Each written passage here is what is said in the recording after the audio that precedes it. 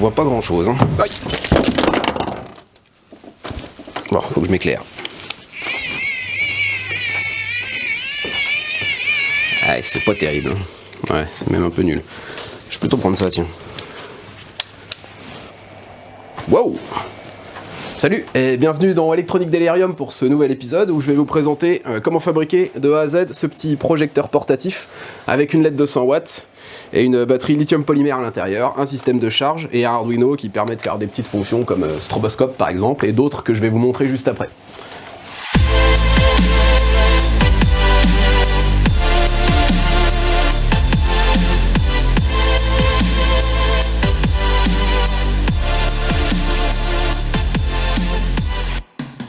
Et maintenant le kit à rassembler. Faut imprimer d'abord le capot supérieur, le capot inférieur, le capot avant, la grille d'aération et la poignée.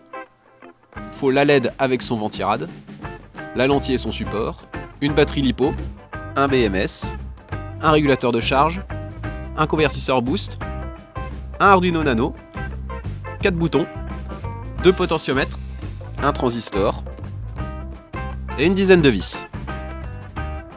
Pour réaliser ce projecteur, il va vous falloir un petit peu de matériel. Un fer à souder réglable en température avec son support, du fil à braser en étain, une brosse métallique pour nettoyer la panne de fer, une pince à dénuder, une pince coupante, un tournevis, un multimètre avec idéalement une pince ampère métrique, un peu de fil, et évidemment le roi de tous les accessoires pour un bon DIY, une imprimante 3D. Première étape, l'impression 3D. Pour moi, la phase de conception commence par un petit peu de modélisation 3D sous SolidWorks. Une fois toutes les pièces terminées, on lance l'impression. On a imprimé le capot supérieur en utilisant Octoprint pour permettre de faire un petit timelapse assez sympa. Idem pour le capot inférieur.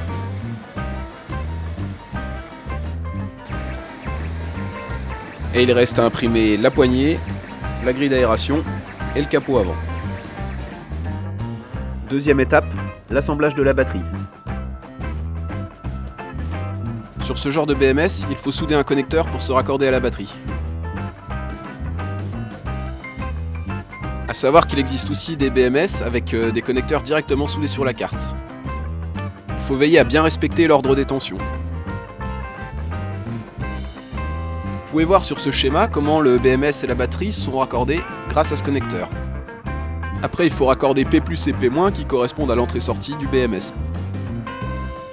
Et maintenant, un petit collage, soit avec du double face, soit avec de la superglue.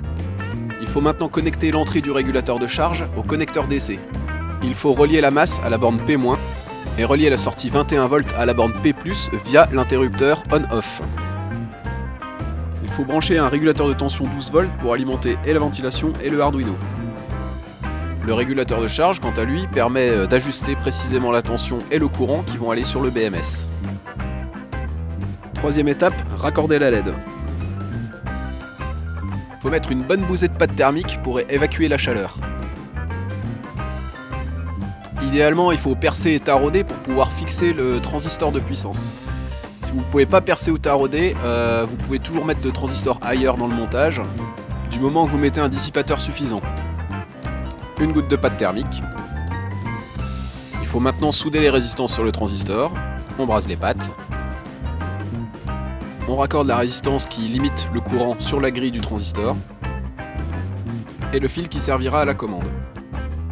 On soude une résistance de tirage entre la grille et la masse. Le fil de masse. Le fil de drain raccordé à la borne négative de la LED. Il faut enfiler ensuite de la gaine thermo-rétractable pour éviter les courts-circuits avec le radiateur. On visse le transistor sur le ventirad. Il faut raccorder le drain avec la borne négative de la LED. Et le dernier fil relié sur la borne positive de la LED, qui sera relié lui directement à la sortie du convertisseur boost. J'attache les fils ensemble à cet endroit pour qu'ils puissent passer dans la glissière de la plasturgie du capot avant. Il reste à insérer la LED dans le capot. Et cette partie est terminée. Quatrième étape, l'assemblage des boutons de commande. Il faut commencer par souder les fils. Alors pour les signaux, j'utilise un fil de couleurs différentes par bouton. C'est plus simple pour s'y retrouver une fois qu'ils sont tous dans le boîtier. Je raccorde le câble de puissance pour l'interrupteur on-off. Il faut ensuite visser les boutons dans la plasturgie. Alors normalement, ils sont à la bonne taille. C'est du diamètre 6. Pour les potentiomètres, ils sont un peu plus petits, donc je suis obligé de les coller avec de la cyano.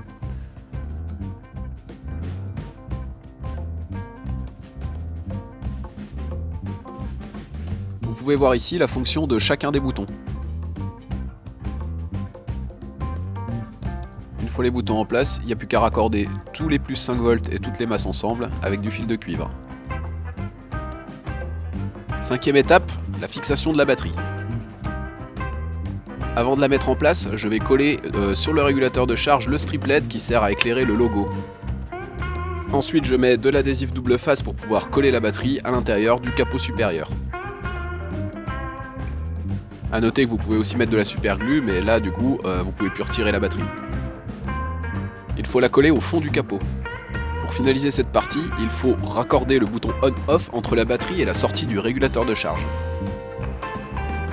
Sixième étape, raccorder le convertisseur boost. Alors il faut déjà commencer par souder l'interrupteur du convertisseur. Il permet de couper la tension entre la LED et la sortie de la batterie.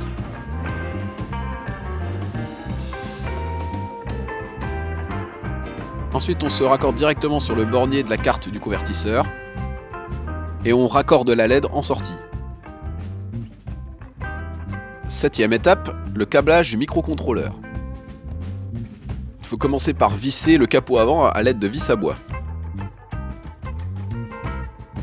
Ensuite, je soude un bornier sur le Arduino pour raccorder le 12 volts de l'alimentation. Une fois l'alimentation raccordée, je colle le Arduino avec de la super glue. Et maintenant, finalisation du circuit électrique en raccordant les boutons, les alimentations et la masse. Il est très important que la batterie soit toujours débranchée quand vous intervenez sur le circuit électrique. Une fois la batterie raccordée, il n'y a plus qu'à programmer le Arduino.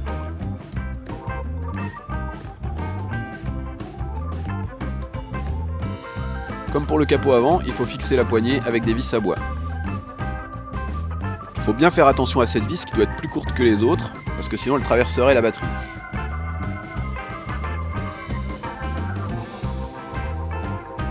Une fois que tout le montage est terminé, il ne reste plus qu'à charger le programme.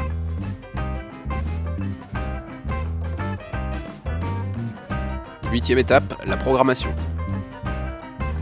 Depuis l'interface de développement Arduino, choisissez le type de carte, un Arduino Nano, le type de processeur, le numéro de port COM et le type de programmation, Arduino ISP. Cliquez ensuite sur Téléverser pour transférer le programme dans la mémoire du Arduino. Il faut ajouter la librairie pwm.h.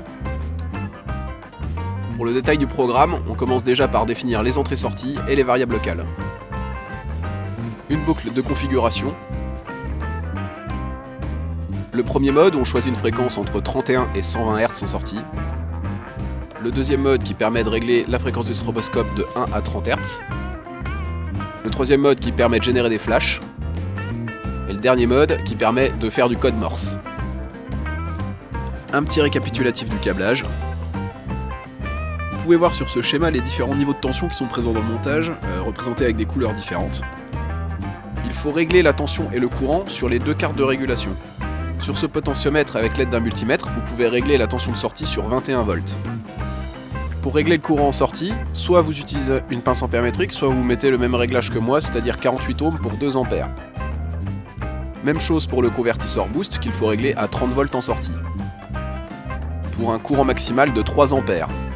Sur mon montage, ça correspond à 1,4 kΩ. Et maintenant, un petit test sur les températures. Le flux lumineux est vraiment très puissant. Pour vous donner une idée de sa puissance, j'ai placé une sonde de température juste devant. En partant d'une température ambiante de 24 degrés, on arrive très rapidement à plus de 250 degrés. Alors le PLA est mou à partir de 60 degrés, heureusement le ventirad est très efficace. Même à puissance max, la température du radiateur ne dépasse pas 40 degrés. Et pour finir, un petit test de charge sous 24 volts. Et on voit le courant qui diminue jusqu'à une valeur limite, qui signifie que la batterie est complètement chargée. On referme le capot inférieur avec 4 vis à bois. Pas facile de vous montrer l'intensité lumineuse du projecteur parce que la caméra adapte automatiquement la luminosité.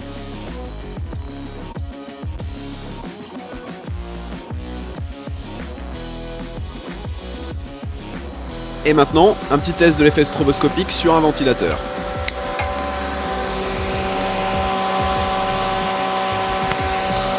Avec le potentiomètre, vous pouvez ajuster la fréquence pour vous rapprocher au maximum de la fréquence de rotation de l'objet.